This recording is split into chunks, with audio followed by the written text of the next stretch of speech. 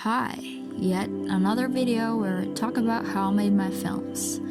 Let's get into it. For Imaginative, I knew I wanted to have this sort of like a horror thriller starring Annika.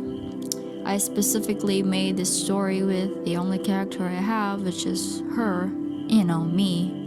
And as someone who doesn't really have a big crew or actors, I need to have stories written for the setting or the character that I already have and not the other way around. So it was crazy because I was carrying big tables all by myself. They're not too heavy, so it's fine. Fun fact, I actually had a knife that was bigger and I put some tin on it and it did really look like blood, which was amazing. But I wasn't able to use it for the shoot because they had to use it for the kitchen where it truly belongs. So I had prepared the table a day or two before we shot this whole sequence. If I had a big production, I would have painted the walls with maybe a lighter color, probably white, but green is just a no-no. Could have been better, but that's all we have. Chose this location because of the difference between the white dress and the brown door, which really would highlight her, especially if she was put in the middle of the frame. So when the day arrived and I had the chance to take a video, Annika was well prepared. Her hair was already in this sort of hairstyle, which I knew she prepared for the shoot, like I told her.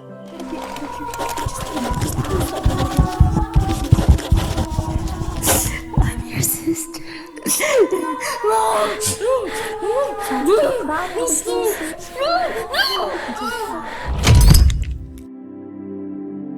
Anyways, I pre-planned where or what I'm going to shoot, and that helped a lot with the process. I had a clue what I wanted to do next. Also, I want to add that collaborating with Annika made it easier. She had her own ideas that was fascinating. She understands continuity, which I admire. So yeah, we were just collaborating for her scenes. But when it came to mine, it was kind of hard looking for a place because nothing fit. But we decided to just shoot in a room, and it was also part of her idea. The outside could be again brighter, but there wasn't much time or resources. She took a video of me. We actually shot some close-ups of my face. I told her to get some close-ups, but then there were some storage problems and I didn't know until it was too late, so that why it wasn't in the video.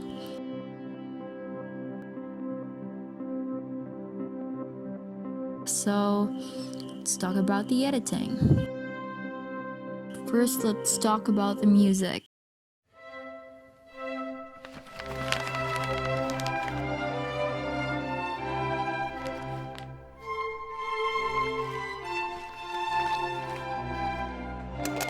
The music, if you listen to it, it isn't scary.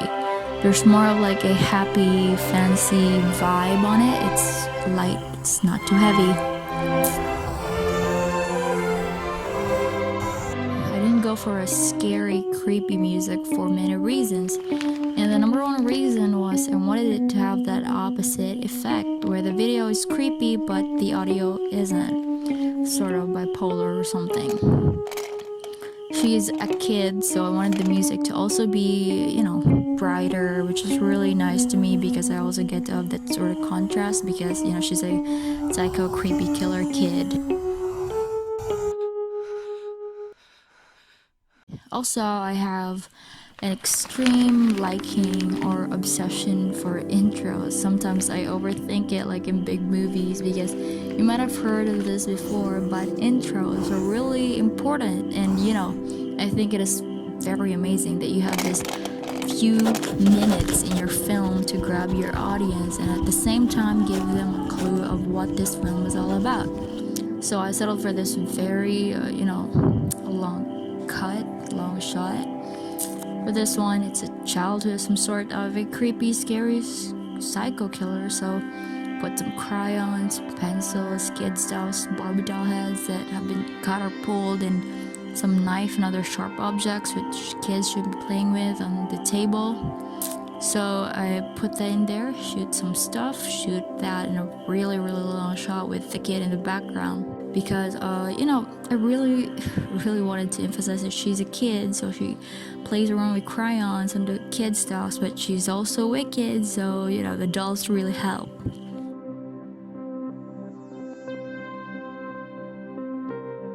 Here you can actually see that the colors have changed. It was sort of greenish at first, and this intense moment it's darker, bluer, and colder.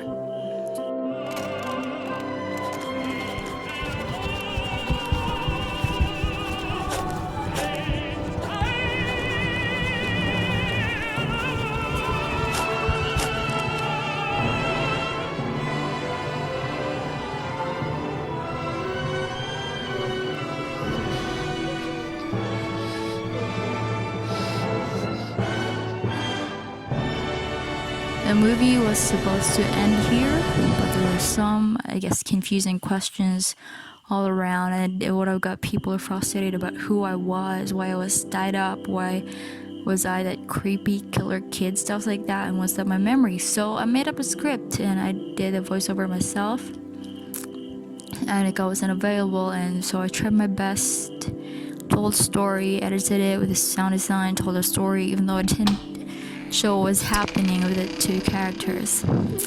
Basically saved me some time and resources because I wasn't allowed to shoot for another day. Knife right through you. That is good. I'm your sister. Mom!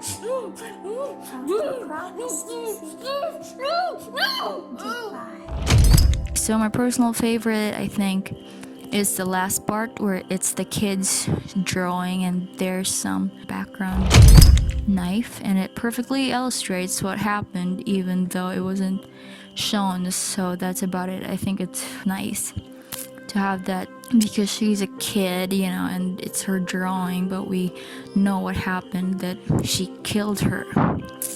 The music on this and the ending was from YouTube's library, but I didn't want it to sound so commercial or like for stock footages, so I just sort of sung some creepy line, which is "kill you, kill you." This is what it would have sounded like.